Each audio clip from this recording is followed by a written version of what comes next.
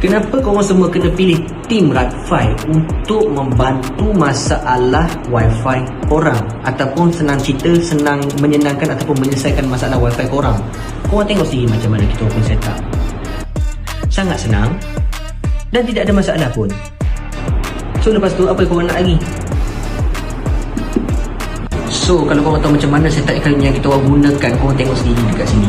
Kita orang tengok daripada laptop ni menggunakan resolution 4K Ultra HD, ya.